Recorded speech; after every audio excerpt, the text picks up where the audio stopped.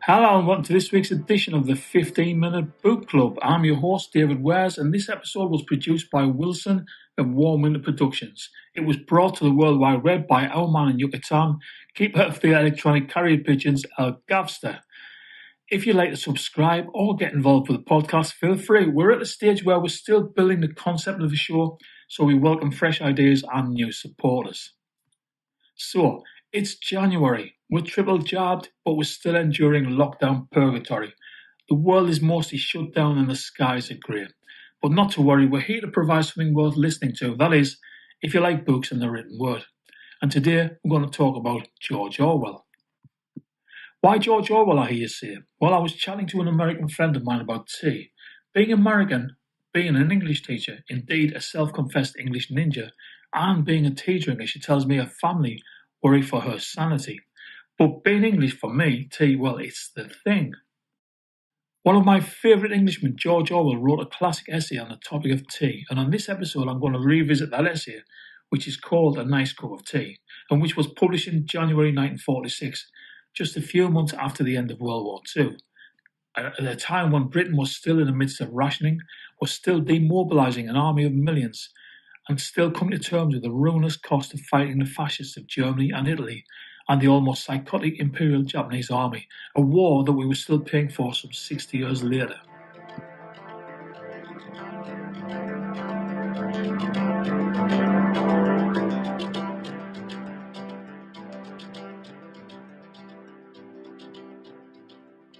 Britain was battered, broke and bombed almost into oblivion. So what do the British, especially the English, do when they're in a tough situation? Well, of course, they put on a kettle and make a pot of tea. In fact, shortly before the war began, the English government wisely sent out merchants to scour Europe, and they bought up every pound, every bag, every chest of tea on the continent because they knew we were going to need it. Tea was and is a core element of our culture. In any stressful situation, whether waiting for an exam result, waiting for bad news, or just hoping things are going to improve, there's always someone ready to put on the kettle and make a cup of tea to soothe our nerves. And currently we are under attack. Certainly we're not involved in a hot war with millions of casualties, but our lifestyles and freedoms are under assault. We're fighting a man-made virus developed by mad scientists working outside the boundaries of safety and common sense and human concern. And we're assailed by self-appointed authoritarians who seek to restrict our historical freedoms and control our every move, who seek to diminish our agency on the pretext of looking out for our well-being. So maybe it is time for us to hoy on the kettle and make a pot of tea. So with that outline of the context, both historical and current, I'm going to read Orwell's essay. And as I do, I'd like you to listen out for the many anachronisms in the text, spot just how many things in our culture have changed. We don't have rationing anymore, nor do we use ounces as a measure of weight, but there are many, many cultural references in this essay that probably are completely alien to most people now. In the 75 years since this essay was written, the world has changed. Our lives are in a state of flux, our rights are being dismantled, and the question we face is, how do we retain our sense of what is correct, what is right, what is reasonable, all essential elements of our culture? And here's Orwell writing shortly after that same question was asked of our grandparents and our great-grandparents.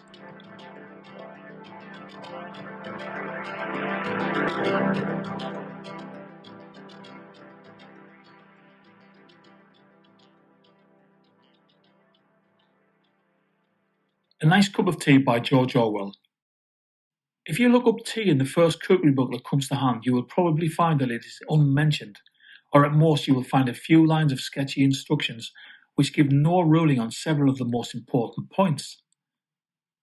This is curious not only because tea is one of the mainstays of civilization in this country, as well as in Eire, Australia and New Zealand, but because the best manner of making it is a subject of violent disputes. When I look through my own recipe for the perfect cup of tea, I find no fewer than 11 outstanding points.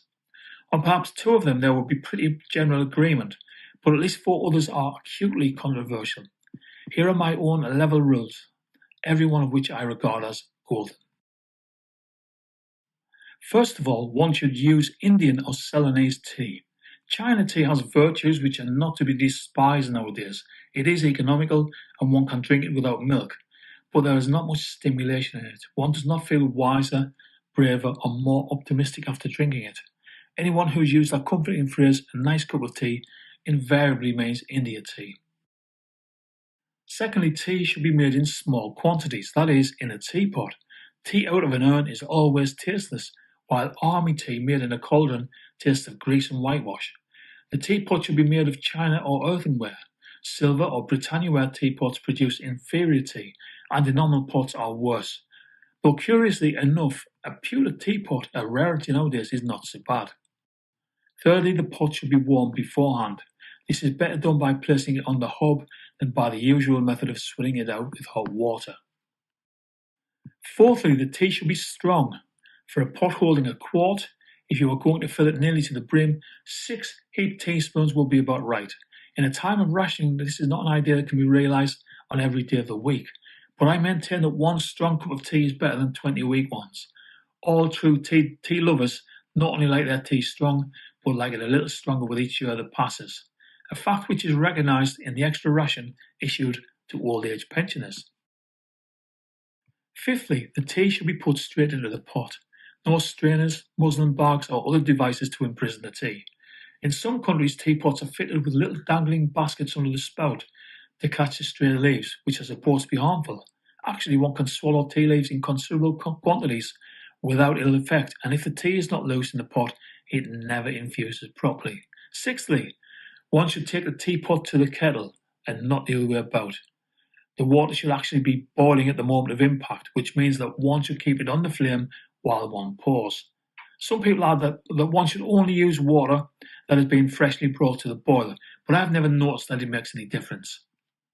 Seventhly, after making the tea, one should stir it, or better, give the pot a good shake, afterwards allowing the leaves to settle. Eighthly, one should drink out of a good breakfast cup, that is, the cylindrical type of cup, not the flat, shallow type. The breakfast cup holds more, and with the other kind, one's tea is always half cold before one has well started on it. Ninthly, one should pour the cream off the milk before using it for tea. Milk that is too creamy always gives a sickly taste. Tenthly, one should pour tea into the cup first. This is one of the most controversial points of all. Indeed, in every family in Britain, there are probably 2 schools of thought on the subject. The milk first school can bring forward some fairly strong arguments, but I maintain that my own argument is unanswerable. This is that by putting the tea in first and stirring as one pours, one can exactly regulate the amount of milk, whereas one is liable to put in too much milk if one does it the other way around. Lastly, tea, unless one is drinking it in the Russian style, should be drunk without sugar. I know very well that I am in a minority here, but still, how can you call yourself a true tea lover if you destroy the flavour of your tea by putting sugar in it? It will be equally reasonable to put in pepper or salt. Tea is meant to be bitter, just as beer is meant to be bitter. If you sweeten it, you are no longer tasting the tea, you are merely tasting the sugar. You could make a very similar drink by dissolving sugar in plain hot water. Some people will answer that they don't like tea in itself, that they only drink it in order to be warmed and stimulated, and that they need sugar to take the taste away. To those misguided people, I would say, try drinking tea without sugar for, say, a fortnight, and it is very unlikely that you will ever want to ruin your tea by sweetening it again.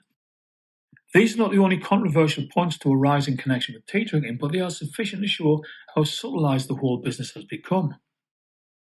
There is also the mysterious social etiquette surrounding the teapot. Why is it considered vulgar to drink out of your saucer, for instance? And much might be written about the subsidiary uses of tea leaves, such as telling fortunes, predicting the arrival of visitors, feeding rabbits, healing burns, and sweeping the carpet. It's worth paying attention to such details as warming the pot and using water that is really boiling so as to make quite sure of wringing out one's ration. The 20 good, strong cups that 2 ounces properly handled ought to represent. So that was George Orwell writing about one of the central cultural pillars of our society, tea. How many cultural anachronisms did you spot? This essay is about the same age as your grandparents, and yet it references a time that is almost beyond our comprehension. What is Russian-style tea? Why did pensioners get more tea in their rations than other people? In fact, what are rations and who supplied them? Why was army tea boiled in a cauldron? Where or what is Ceylonese? Why did people drink their tea from a saucer? Does anyone even use a saucer now? Never mind drink their tea from it. And the most important question, does anyone use loose tea leaves to make their tea anymore? Answers on a postcard.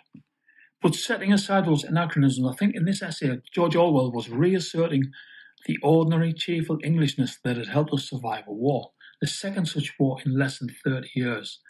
He was making a case for the mundane, for the everyday, for the huge part that ordinary things play in the maintenance of society. It's no exaggeration to say that tea sustained Britain through a war that could have destroyed us.